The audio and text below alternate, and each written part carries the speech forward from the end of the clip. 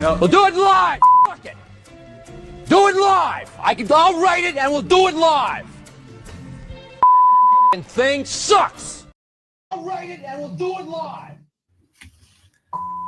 Gentlemen, I've got a story to tell. Whoa. Hey. You're here in Merlin, upstairs. I do.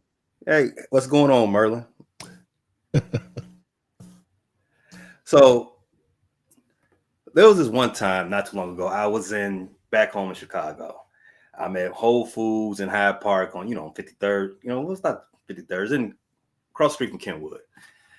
I love Whole Foods. I love going to any Whole Foods I can find. It's the only place I like to shop. Get to the point of the story. I'm coming out, and there was this young lady walking her dog, and he got away from her. Me, just leaving out of the store, I'm feeling myself because Whole Foods is my happy place. I feel like I could catch this dog for it, be the good guy, the hero. So I got on it. I got on my high horse. I got to chasing the dog down. I was almost close. I was close. The dog stopped, did that turnaround, look at you thing, like, who are you? Did that look right. Then he proceeded to vamp. Got little on me, took off. And I was going to go after him again. I tried, and it didn't work out for me.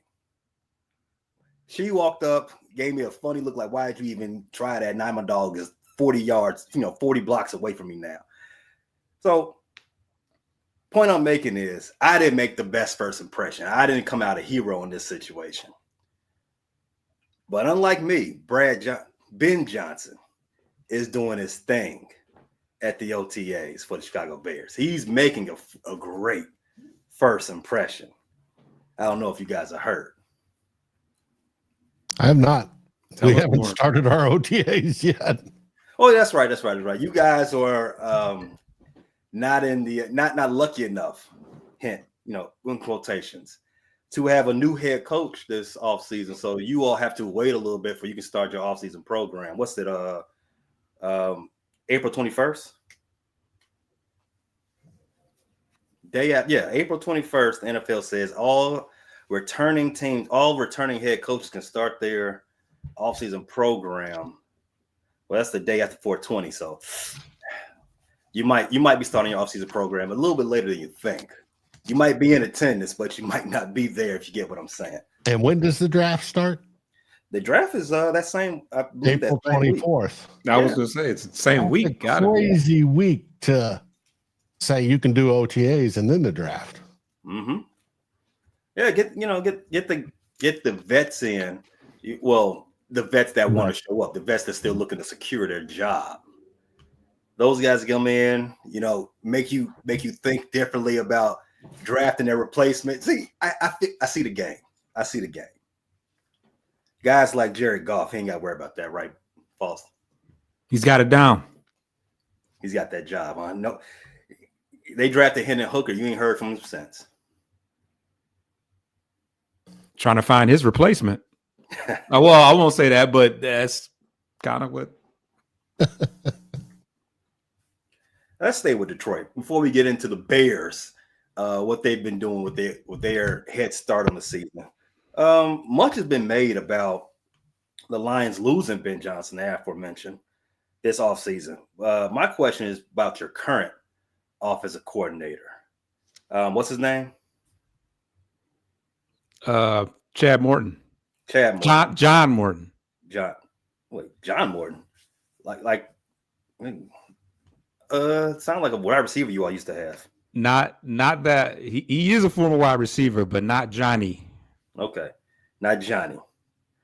My question about John Morton is if he's I don't want to question if he's a good hire for him. I think the Lions have proven well enough into their track record with the in the Dan Campbell era that they know how to hire guys for all positions. So, but my question is, do you think Jared Goff has another level that he can reach with another offensive coordinator. Because we saw what he did with Ben. We saw what he did with under Ben, who's under Dan Campbell. Do you think that at his age, at all the things he's achieved, could do something even better? I mean, I think that he definitely had a rough game in his most recent playoff game, but even the game that we lost the year previous to that one against San Francisco, I won't say that there's just nothing he could have did, but he was a couple of drop passes from Josh Reynolds from being in the Super Bowl. So I think that he played well enough in that championship game to be in the Super Bowl. But so I don't know if it's about getting to another level. He's also been to a Super Bowl before. So I think it's just a matter of stepping up when it's most important, more so than him hitting a different level, because he's certainly not going to get any more mobile. His arm's not going to get any stronger. It's just more of a mental thing than anything, in my opinion. Well, you said that his most recent game that he had drops from Craig. Was it Craig Reynolds or No. Josh Reynolds? Josh Reynolds, well, in the San Francisco game, in the NFC Championship. Was that the NFC Championship? Yeah, that was it. Yeah. So that was 2024. Mm-hmm. Yes. So that game. So go back to your answer. You said maybe he can do a little. Maybe he can learn from his, I guess, shortcomings, and then I guess from a what do you call it? From experience standpoint, take his game to another level from that way. Not necessarily make his teammates play better.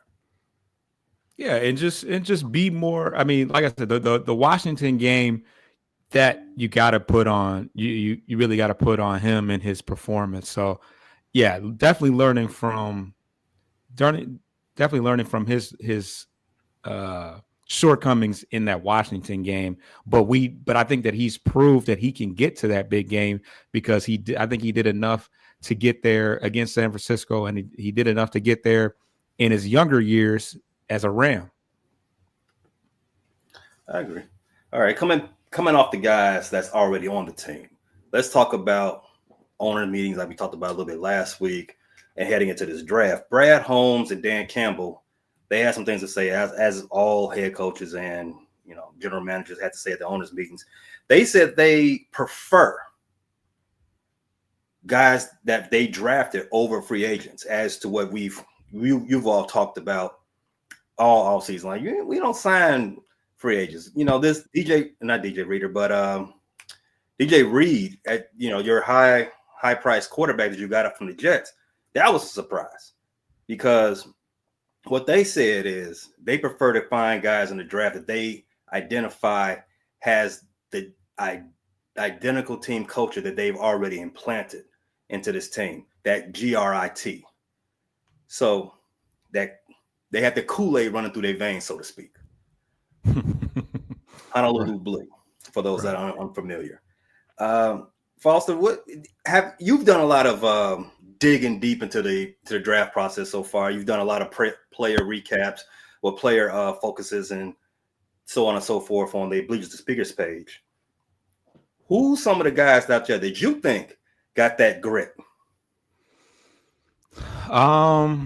Ironically, some of the more realistic guys that have kind of crossed my mind have been guys that maybe, I won't say that they don't have the grit, but they may not have the high character that we tend to look for, such as your David Greens, your James Pierces.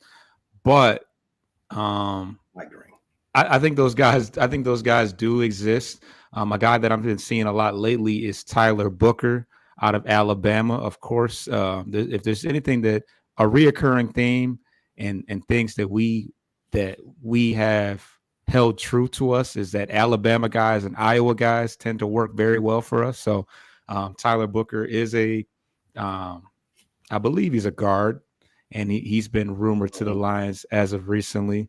I think Shamar Stewart is a guy that kind of echoes that sentiment of that grit as well. Although he's not his numbers don't jump off the page. His numbers don't really jump off the page, but I think that he would be a nice fit for us. But yeah, I guess I haven't really thought about it as far as specifically fitting that mold. I haven't really thought a whole lot about that. I've been mostly paying attention to whoever. If you're good, you're good. Everything else, I can't follow you around, 24/7. But what you do in between those lines is what's most important to me. Although I'm not a coach, so you're interested in Shamar Stewart. I'm saying that I feel like he fits that mold. He's not one of the guys. I think Michael Williams, James Pierce, David Green, those are the guys that have appealed the most to me. Even the guy out of Arkansas, I think his last name is Jackson. He's an interesting guy. He kind of has that tall. He's like 6'7", the way Hutch is 6'7". He's interesting to me as well, but I think he's a tweener between late first and early second as well. Okay. Dave, you might agree. I think Shamar Stewart is the lemon in the first round. Oh, it could be. He could be one of many. Everybody says there's a consensus of about 10 players, 12 players that are first rounders. Mm-hmm. And then there's a whole huge bucket that will go in the next 50 that some teams will have as a first rounder and other teams will not have as a first rounder because they think this dude's a lemon. And it's going to be interesting to see how it all plays out. Yeah, it is. It's always interesting to see how the draft falls. There's always a surprise somewhere, and somebody goes earlier than they should, and somebody goes later than they should. Two names from the most recent draft: Penix. I did not think he was a surprise of the top 10, and Jared Verse, if I'm not mistaken. Jared Verse, I did not expect him to fall all the way to the Vikings at 18. No, he didn't go to the Vikings. No, Rams. No, I'm sorry. Yeah, Jared. I'm thinking of what's his name? Dallas Turner. Dallas Turner. Yes. Yeah. Right. Mm-hmm. Dallas Turner. He was last year's combine star, and he ended up, the hype had put him in the top 7 in a lot of conversations. And he ended up going to, I think, was it 18, right? Right. And no, it was Lee. But is he living up to his billing, Dallas Turner? And I argue, yes, he got maybe half the snaps last year, but it's how they play. And he was behind 2 all-pro outside linebackers. So it's going to be hard to cut in for time. Now, He was getting more and more as the season went on. And I think he did fine. But I don't think he's a lemon by any means. I think he's going to be just great. No, I think if what I remember from Dallas's tape, he showed a lot more technique than what I see from Shamar. So if Shamar ends up getting into the top, I think most mocks are putting him in the top 13. If he ends up in the top 10, somebody's gonna be pretty upset. I just hope it ain't my team. More on that team later. Foster, I'm gonna come back to you. You mentioned his name, so I'm gonna ask you right now. Hutchinson, contract situation. What's up with it? What are we doing? I think that somewhere around the training camp.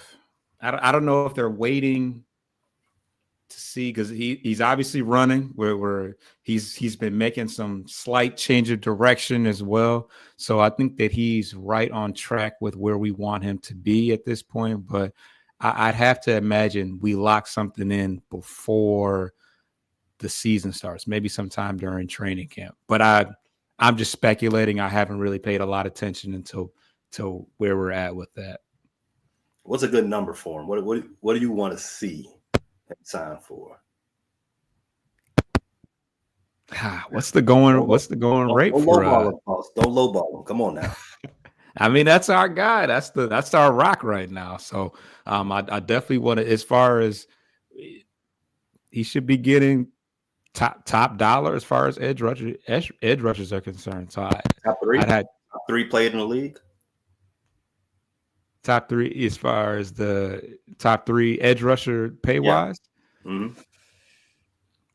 That's a scary thought, given that we haven't seen how he's bounced back. But I trust he's young enough in his career. It'd be different if he was later on down the line, but the fact that he's probably 24 years old. I mean, he's still got a lot of good, of 25. Okay, he's 25.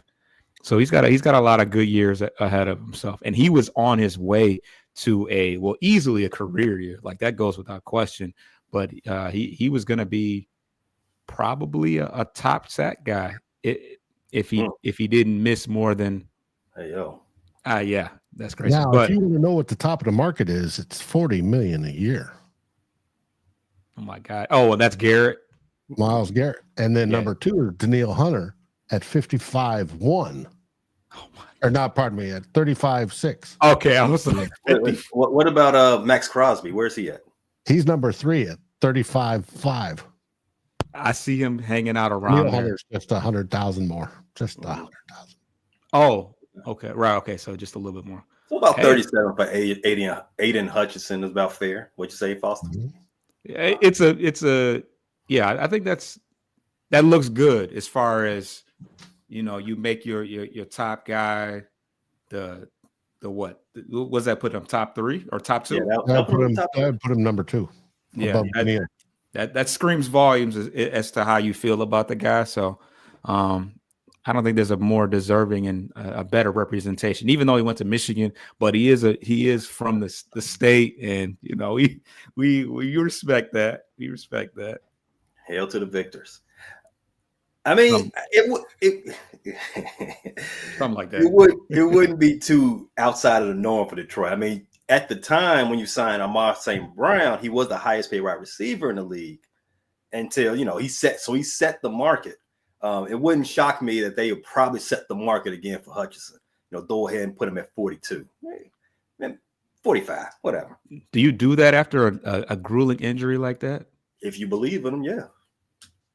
Set the market. When you say set the market, you mean pay him more than Myles Garrett? I do. You mean bankrupt Detroit? What was the injury?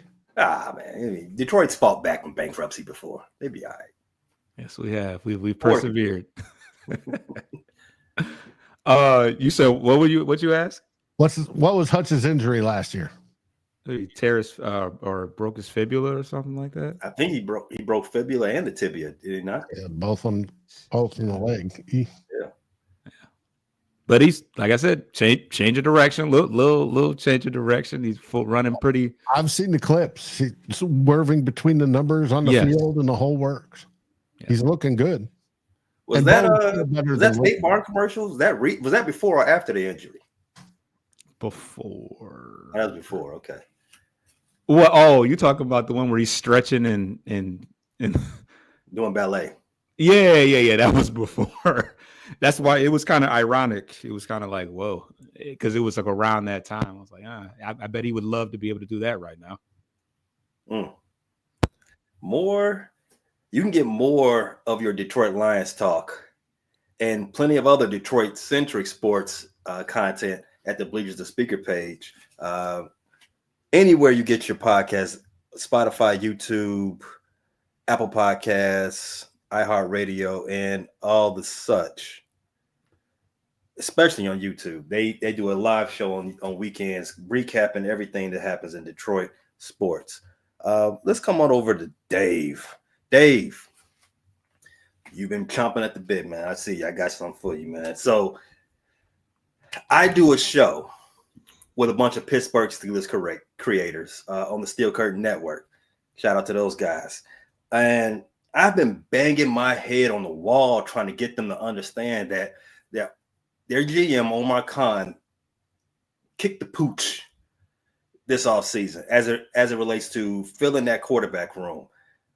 Guys are telling me that Mason Rudolph, he's good enough. He knows the system. Like, no, he doesn't. It's a new system. He doesn't know the system. And, Mason Rudolph probably the best they could have done. No, it's not the best they could have done because Sam Darnold, your boy, was available. And when I bring this up, they tell me, nah, Sam Darnold wants too much money for what he's for, his talent level, or everything he did last season was a result of Justin Jefferson and that high-powered offense. Dave, can you tell me, maybe I'm not understanding. You watched him all last year. Is he a QB1 in this league? Did Seattle mess up? No, I don't think so. He is a QB1. There is now Kevin O'Connell and crew did some things to fix some indiscretions that he had. I shouldn't say indiscretions, some weaknesses that he had. And now he's reading defenses a whole lot differently, which was to the benefit. And he played a whole lot better. Does that go away when he goes to Seattle? No. He's still going to be able to do that. Would that have gone away when he went to, if the Steelers took him? No, it wouldn't have. The argument I heard from the Steelers buddies is he wouldn't have been a fit. And I'm like, why? You got two wide receivers that go deep. He loves to throw deep. He'd be a perfect fit. No. Everybody thinks of Sam Darnold prior, and especially New York Jets version of Sam Darnold. And they don't get that he has developed.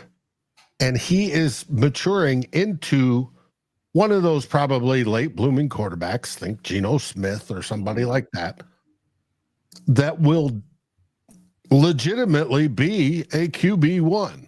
And I think Seattle did well by themselves. The contract isn't super steep. He's only getting what? I think $32.5 million or something like that. He's not even making 35, Dave? I don't think so. What, 35 is below market. But go on. I think 20 quarterbacks in the league are getting at least 35 a year.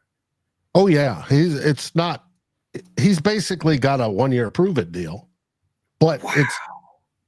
he signed a multi-year deal, but they can back out. I think out after one. With let's see, he is making 2025 cap number of 13.4. That doesn't mean anything.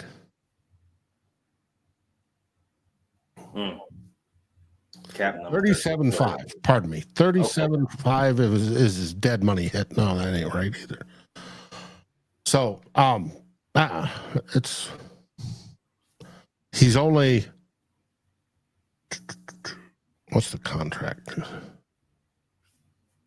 Contract value was 3 years, $100,500,000. So at 33.5 million APY. Okay, that makes sense. And they're getting themselves a deal. He could literally, for the next 3 years, be dominant in the NFC West. He threw 37 touchdowns last year? Yep, I think so. That was about right. A million per tutty. Hey, and it was good. He's over 4,000 yards. Mm-hmm. He was good. All up except for against two teams. The Lambs and Detroit. Yeah, Detroit's always a party pooper, but you ain't got to worry about them this year. We're going to take care of that. Dave, calm down, Foster. You had your chance. Calm down. We're going to take care of it this year. There's going to be regression in Detroit. Dave, other than players that no longer on the roster, let's talk about future players. You still do have Aaron Jones and Jordan Mason in your backfield, right? Yes. I expected Aaron Rodgers to be on the 1 year prove it deal, and he'd be looking for another job this year or this offseason. But you all bringing him back. Does that mean? Go ahead. Aaron Jones, not Aaron Jones. That said Rodgers? Oh, wow. You said Rodgers. Minnesota wants nothing to do with Rodgers. Oh, let the Steelers have that. I think. No, they want absolutely zero to do with it. The owners came out with it. The GM came out with it last week. It's not. They announced 2 days before season tickets went on sale that J.J. McCarthy is going to be the man this year. Okay, all right. It's some funny business going on. I want to blame 99% of it on the drama king, the Devo himself, but it takes two to tango, and sometimes three. He called us, and the Vikings talked to him. He's friends with Kevin O'Connell. They played together at the same time, and so Kevin did his due diligence with the rest of the club and said, "Thanks, but no thanks." Okay, yeah. I think everybody should say thanks, but no thanks. Yeah, I mean, we've seen this story before. I mean, 15 years ago, we watched the Brett Favre thing. Well, we went to see it again. No one likes reruns. Mm-hmm.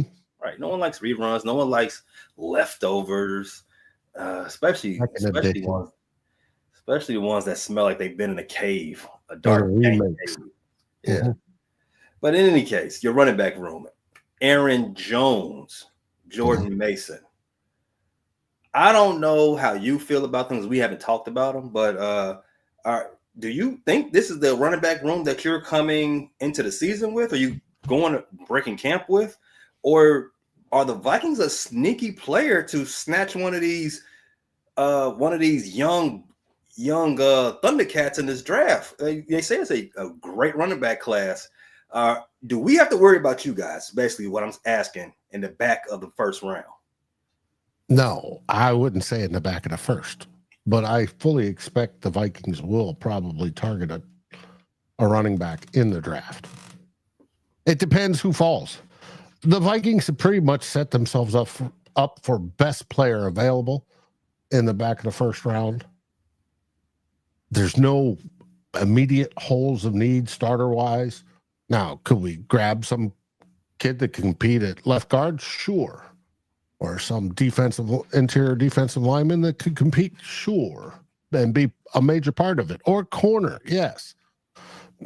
But there's no big need for starters. Now, if Ginty falls, for example, and he won't. This is just an example. It's a hypothetical.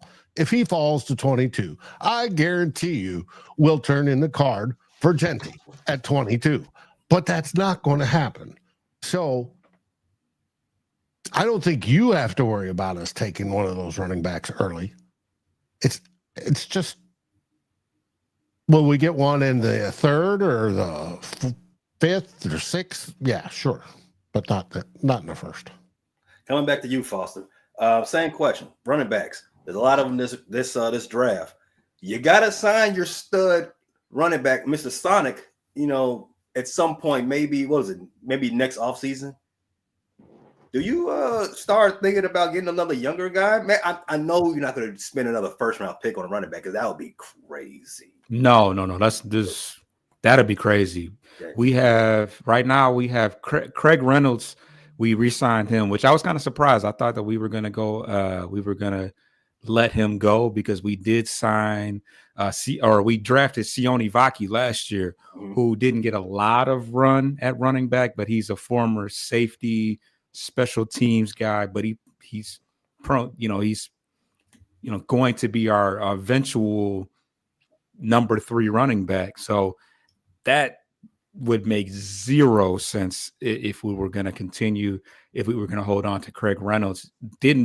Wouldn't have really made sense with Sione Vaki. So not a chance. But I did not see us getting Jahmyr Gibbs 2 years ago when we signed Montgomery, which at this point sounds like asinine that we would ever question that because he ended up being the truth and some. But now, no, that's wild.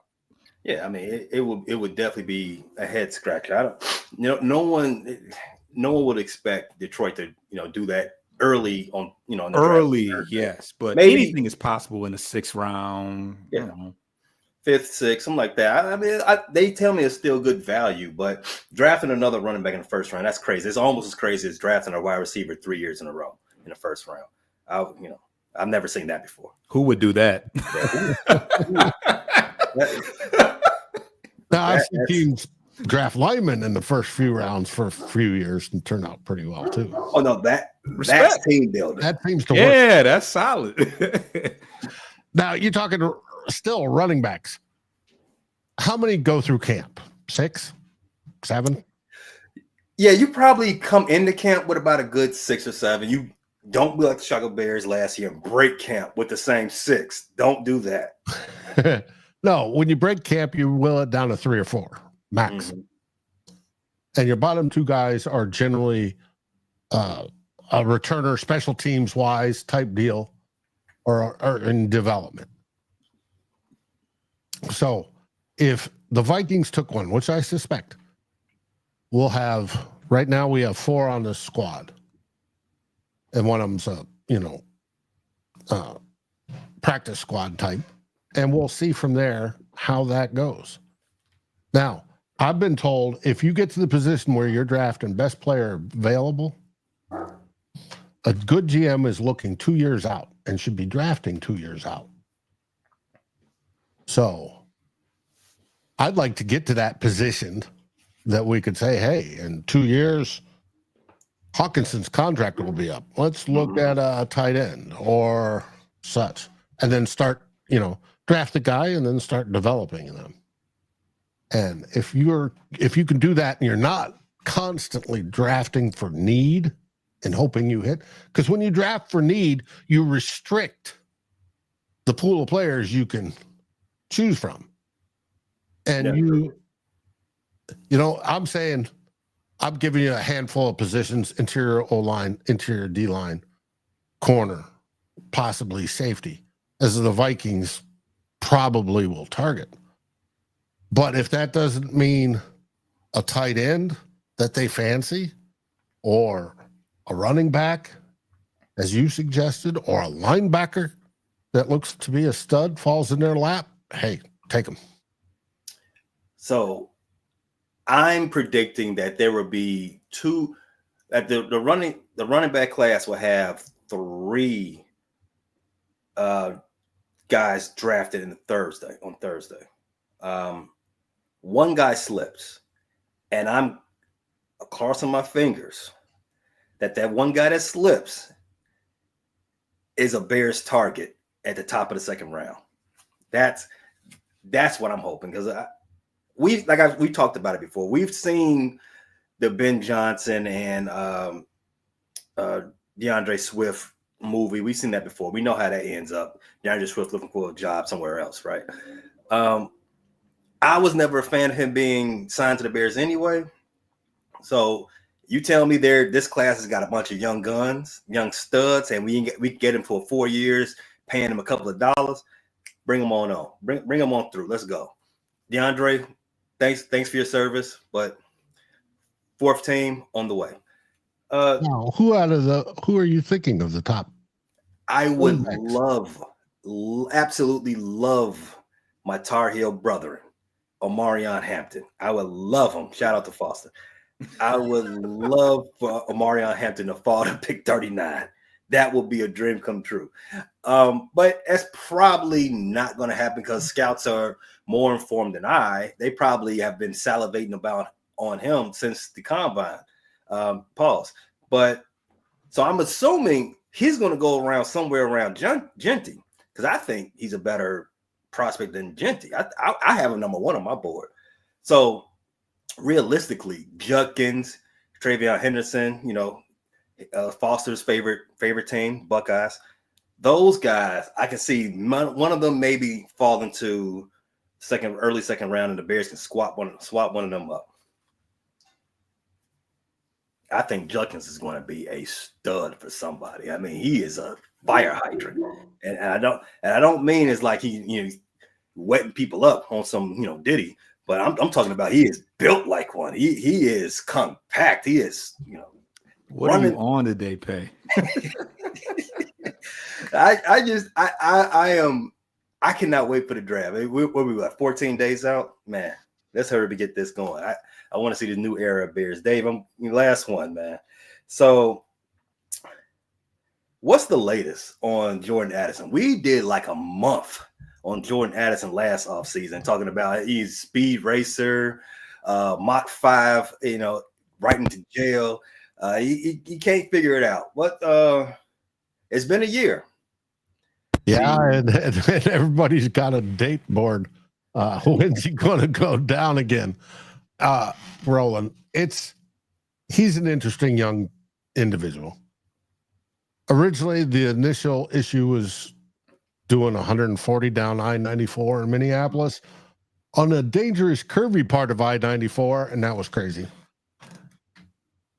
He got out of that relatively easily. Then last year, it was falling asleep in his Bentley on, was it the 101?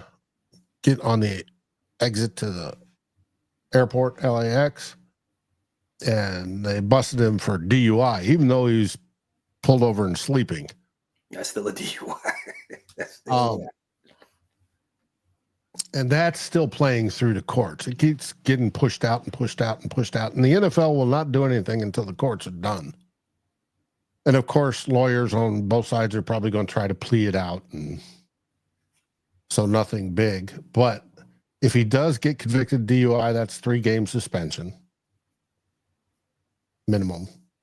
So yeah, we're sort of planning for it. All the fans figure he's going to be gone games 1 through 3.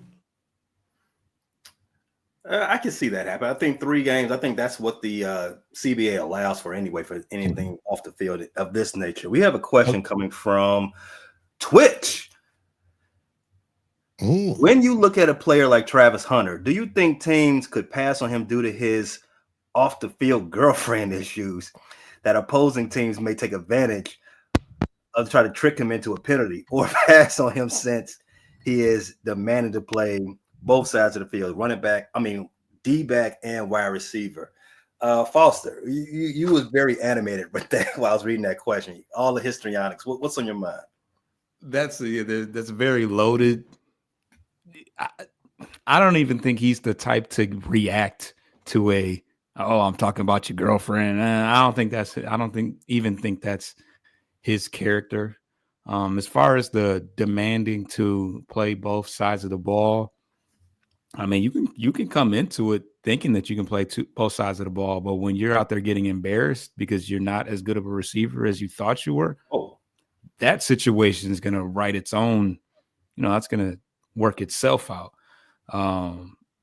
Because I think cornerback is going to be his position, right? It won't be the receiver side of things. From what I'm hearing, he's asking for a receiver.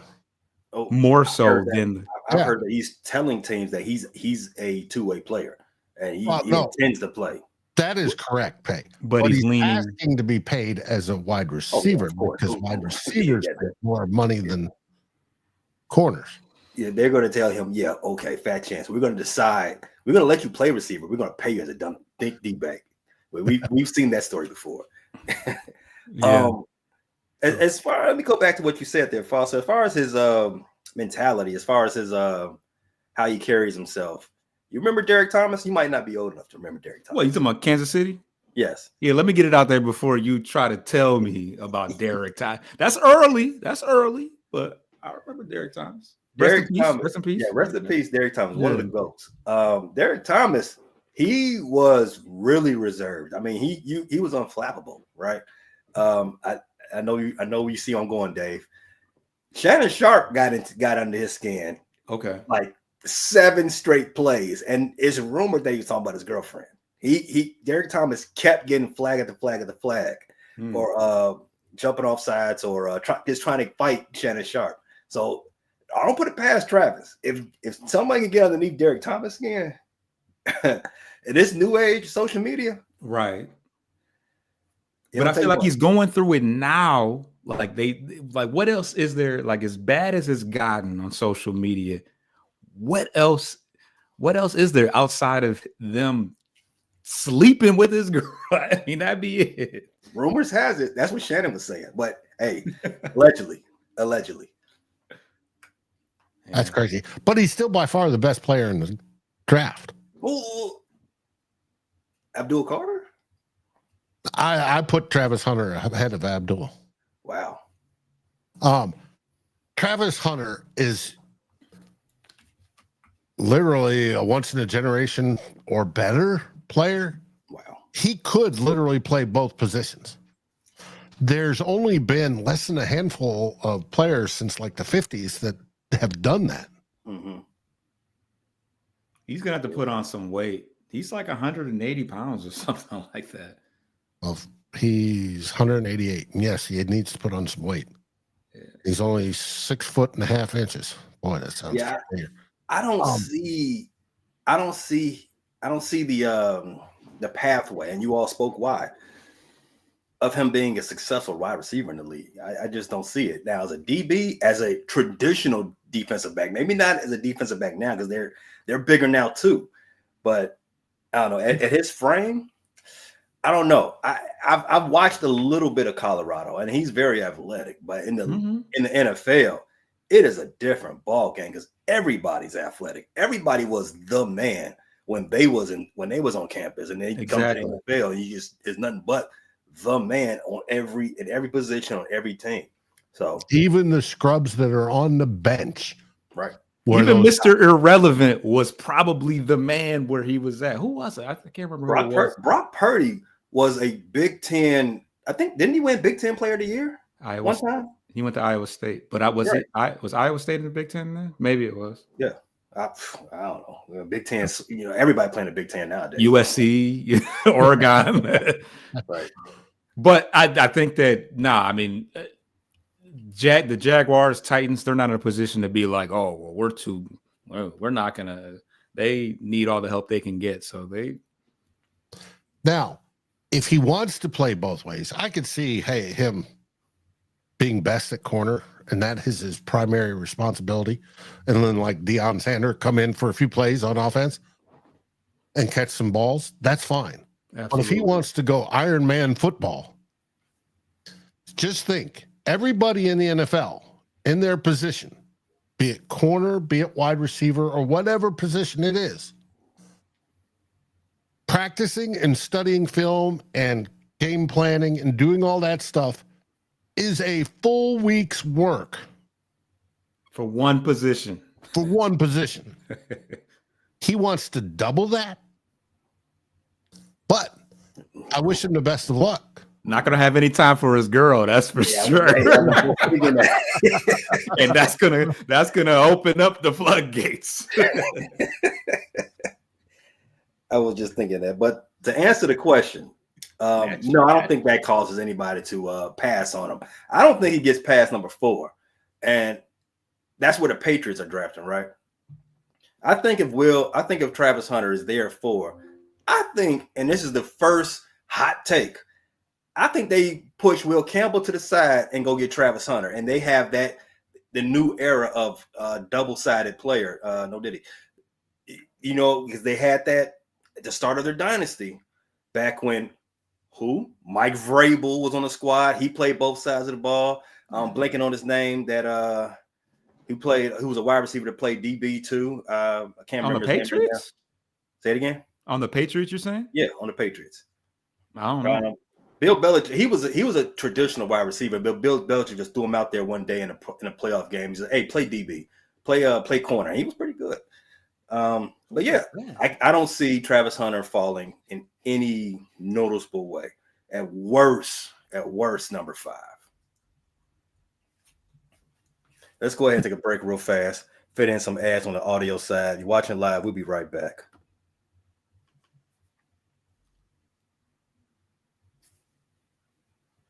Guess what? It wasn't too long, was it? All right, let's talk about Bears. Bears football. The Bears were not as lucky in 2024 as our Detroit Lions and our Minnesota Vikings. The Bears did not make the playoffs. In fact, they had a worse record than the year before, 5 wins. So that means they got a new coach, and can start the offseason early. This past week, OTAs, and we are off to a rocking start. All the vets are showing up. The best player on the team, Jalen Johnson, who never shows up to voluntary minicamps rather. Never shows up to stuff like that. He's in the building, and he said, I want to show respect. I want to show respect to all the new guys here, Ben Johnson, everybody's in the building. This is getting off on the right foot. And you want to carry all the good vibes we had coming from hiring Ben, winning free agency. You want to keep those vibes going. You don't want to start with guys not showing up to mini camps, even though it's voluntary. It's still your off time. It's still vacation time for most rather. You want to get the ball rolling in the right direction. This is how you build culture. This is how you build a winning behavior in that locker room. And the Bears, trust me, as a Bears fan for a long time, that winning behavior in the locker room ain't been seen since Lovie Smith was there. And it was not really there in the last couple of years. We want to get that back. And we seeing that with Jalen Johnson, some other vets showing up, and seeing firsthand the excitement and the love for football that Ben Johnson is bringing to the room. He is Ben addressed the media the first day of OTAs and said, I'm challenging everybody. I'm walking into the quarterback's room and I'm quizzing people. Hey, what did you learn yesterday? What was the session about this day? Stuff like that. Stuff like that tells me that these guys are going to be on point, because if he's on point and he's definitely challenging people to dig in and to know exactly where he's going to be and know where the next man's going to be and know your job in and out, there's no way you can fail. I'm from Chicago. 5 P's, proper preparation prevents poor performance. And if you can do that, you can never lose. No L's. Shout out to my boy LeVar Ball. Never lost. Caleb Williams. He's always said from the onset, he wants to be challenged. He said he didn't get that from the previous coaching staff, and he desired Ben Johnson from the onset of this coaching search. They got him. He's here and he's loving it. Everything he said to the media at the first OTAs, that they're loving, that he's in tune. He's symbiotic. He's developed a symbiotic relationship with Ben Johnson and the quarterback's coach as it goes. Other places in the for the Bears, I'm happy that Caleb is there. I'm happy that Caleb is already, touching base and throwing the ball around to his receivers, getting more comfortable. If they weren't comfortable, if they lost a little bit of their comfort space over the last 4 months. And the good thing is, Ben Johnson, Foster, coming from your squad, Caleb played shotgun a lot at USC. Caleb was in shotgun a lot with the Bears last year. Ben Johnson has an offense that's on the center. Now, we don't know if he's going to develop a new offense for Caleb, designed based around what Caleb does best, maybe more shotgun. We don't know that, because Ben did say he's going to strip it all down and make the best thing for the players that he has. So we are going to see going forward. I don't expect Ben to do too much for himself. I expect him to be a little bit of give and take. We'll do some shotgun, give you things that make you feel comfortable, but you are going to learn how to, go in the center, come to the line, check the reads off there, do line protections from that perspective, and do more 5 steps, 7-step drops from under center. And so again, being there now early gives us an advantage in working out those kinks early, and that we don't have those same issues that we saw in training camp and the preseason last year, where we had all this ballyhoo. We won the offseason. We get into preseason, the offense looks like a dirty motor. It's just slug. It's sluggish. It's not as finely tuned as we would have assumed, with all these wide receivers coming in, this ballyhooed quarterback from USC, former Heisman Trophy winner. We want to actually see the fruits of our labor this time around. We want to see those jewels that we got in the free agency and the draft show off and show out all the way around. And it's looking like that's going to be the bit of news that the Bears had this last week. Mike Florio, your boy Dave. He's the one that floated the whole Aaron Rodgers desires the Vikings, the Vikings that desire Aaron Rodgers back. And now he's floating something else. What is it now? Mike Florio said, hey, you know what? The Bears don't really want to pay for their own stadium, out of their own pocket. And the Cincinnati Bengals, they might be up I saw that. for a new stadium. Well, they are going to be up for a new stadium, and they might not get they might get the same type of answer from the city council that the Bears got in Cincinnati. What if those two teams come together and do a joint stadium in Chicago and pay half the, how you do, hey, move in, you split, 50-50, split the bills, and we live our best life. Like the New Jersey teams or the LA teams. Yeah. As exactly, Dave. I'm probably the only Bears fans that when I saw that, I was like, yeah, bring in another football team and make them play in the same stadium as the Bears. It doesn't matter. They're not going to play. They're going to be an AFC team. They already got their built-in rivals, so it's not necessarily interfering with what we got going on. We're just making sure we're keeping the Bears on the lakefront in Chicago. That's all I care about. I don't care about none of that other stuff. Cincinnati guys, I know my homies over there also on the Fans First Sports Network that does the Cincinnati Bengals podcast, Running Through the Jungle. Check them out. They hate the idea. They don't want the Bengals leaving Ohio for anything. And I say, hey, look, this is one of those things that you might necessarily need. Skyline Chili is a downgrade for what we got going on in Chicago. Go ahead and, don't poo-poo it too early. Just hear it out. Hear it out. That's all I'm saying. If Florio's theory does end up coming up as something that they might consider, Kevin Warren and the guys in charge in Cincinnati, I would be listening as long as it's in city of Chicago. I don't want the Bears in Arlington Heights. I don't want the Bears in Bedford Park. I don't want the Bears in DuPage County. I want the Bears in Chicago, Cook County, Crooked Seat, all the way. We got a comment on the screen. You got to ask from Motown Mitch. I'm assuming he's a Lion fan. I don't know. Maybe Motown 55th Street in Chicago. Maybe. I don't know. Motown, get out of here. You got to ask yourself, if you draft Hunter, what makes him so special? And that's because he plays both sides. Take that away, and is he truly special? That's a take. That's a take. Isn't he one of the best cornerbacks in the league? Isn't he one of the best wide receivers in college football last year? I think he's the best corner in the draft. Yes. Wide receiver though, I don't know. Also, what do you think he's the best wide receiver in the draft? Oh, he doesn't have the best physical tools. Like I said, there's some. He's a slot guy. Yeah, like they got the guy out of Arizona.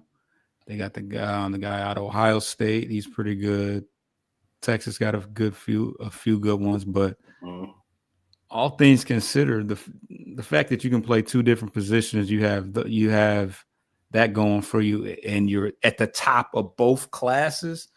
That is impressive. He's been on the biggest of stages. I won't say the biggest of stages, but he played for Colorado with prime, so the lights shouldn't be too bright for him. And he's gone through, a extreme amount of scrutiny in the midst of that, part of that being because of his girlfriend. So, I think he's built for it. He's built for it. And he's a great athlete. So that's kind of what's special is he's kind of built for the big stage in a sense. Okay. You know what? I didn't watch him enough. I know he's I didn't either. Small. I know he's small. 6 feet, 180. You would have to play in the slot, right? And 6 foot and a half inch. Give him that half inch. My bad. 6 foot and a half. 188 pounds. 188. Sorry, I don't want to disrespect. You would have to play in the slot as a professional wide receiver. Playing in the slot ain't that easy. You can't. There is no leaning on your athletic gifts playing in the slot. You got to be a smart, and willing to go across the middle. That ain't that hard no more. Difficult, rather. There's a few linebackers that would like to make it hard again. Trust me. Why would you say that? Hey, I come from the days when crossing the middle was a death sentence. Shout out to Keyshawn Johnson. What do you say besides give me the damn ball?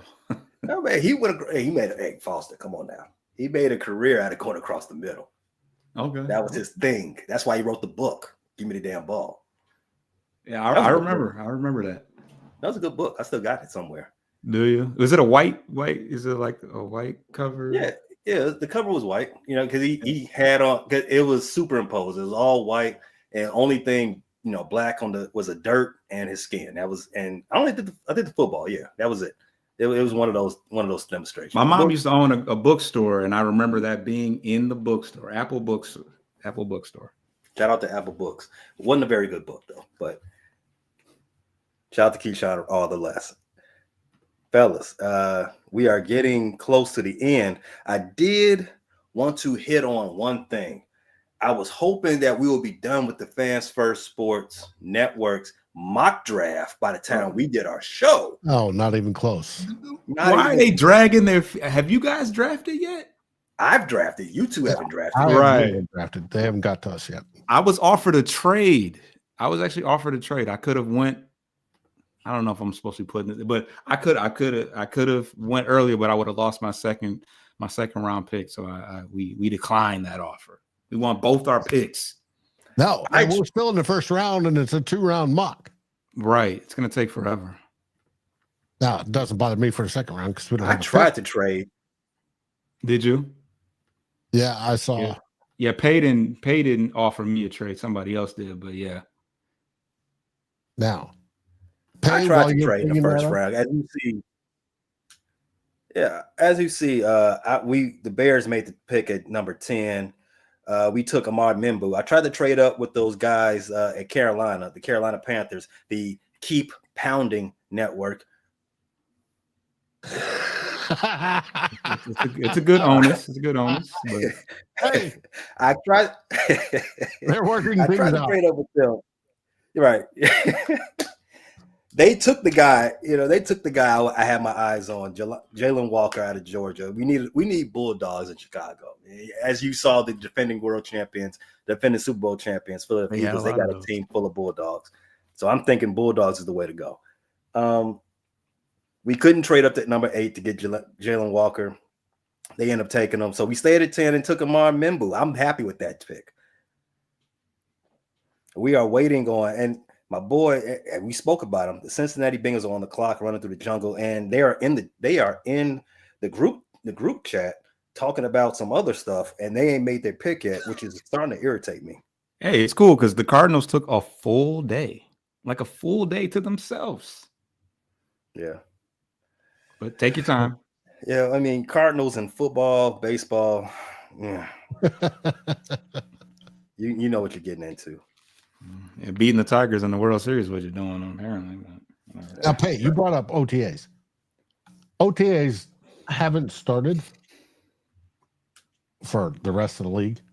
Now, off-season program begins April 21st. Correct. And that's when the vets can come in and start lifting weights with the strength coaches and all those boys present.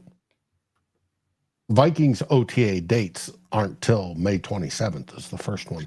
Oh, Vikings OTA starts May 20th. You said April 27th? May 27th.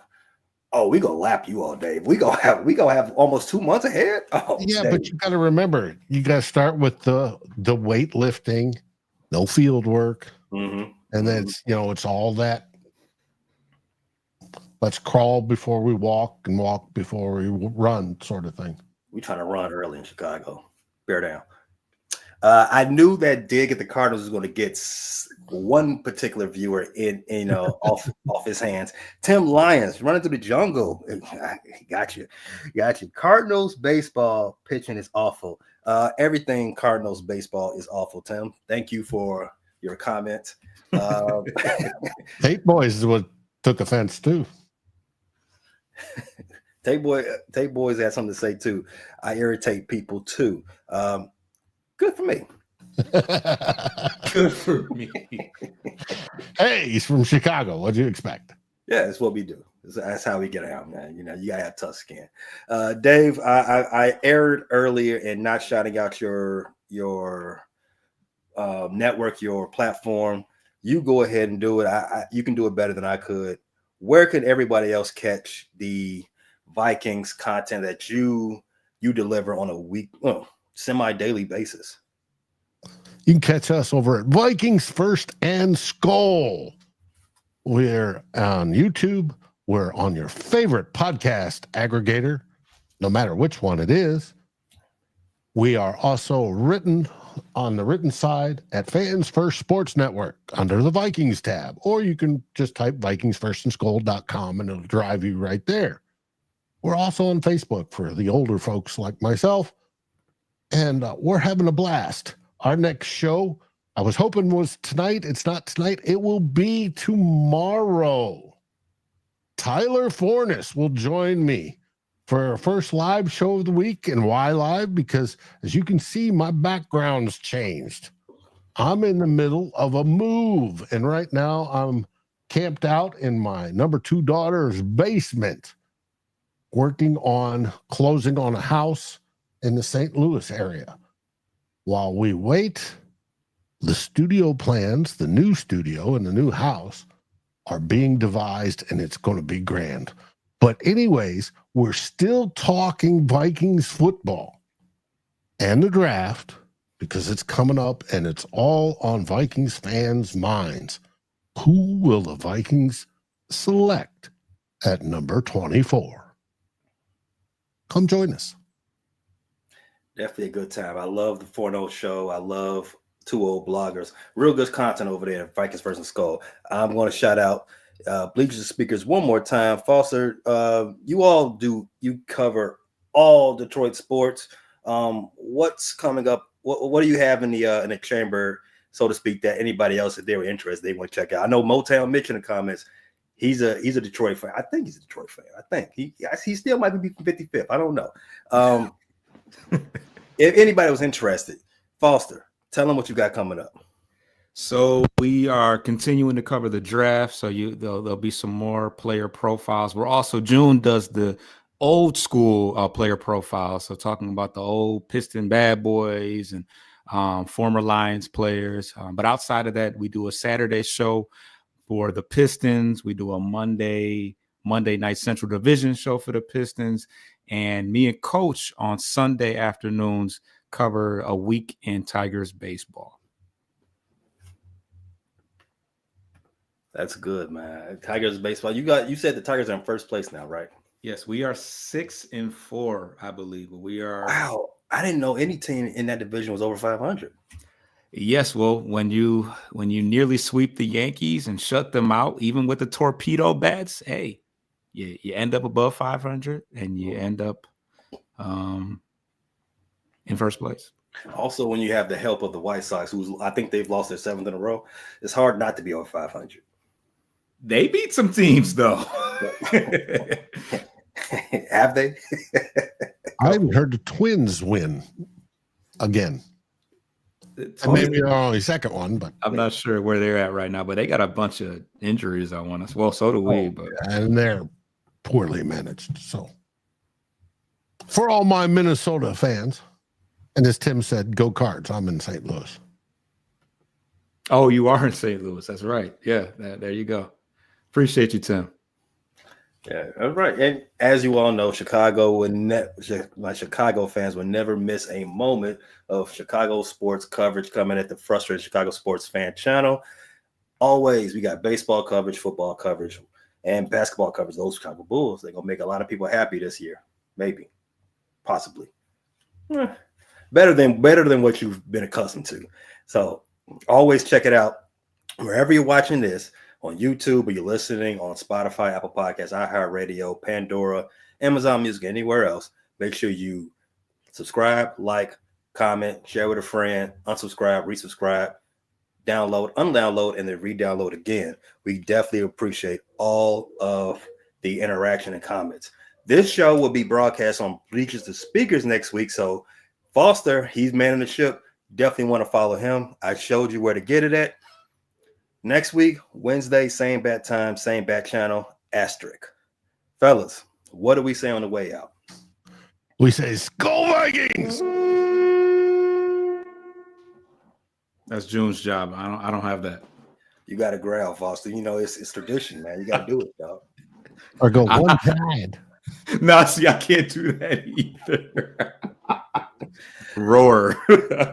See that even that's better than what you if you it's a good thing you're a Lions show, because even that's better than what they do in Carolina. They keep pounding.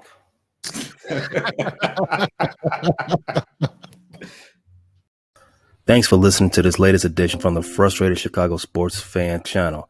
Whether you listen to this on Apple Podcasts or Spotify or watching on YouTube, make sure you like, subscribe, share with a friend, and hit the notification bell so you never miss a drop. And all my homies from Chicago, we say three things: bear down, go Cubs go, and sell the team, Jerry.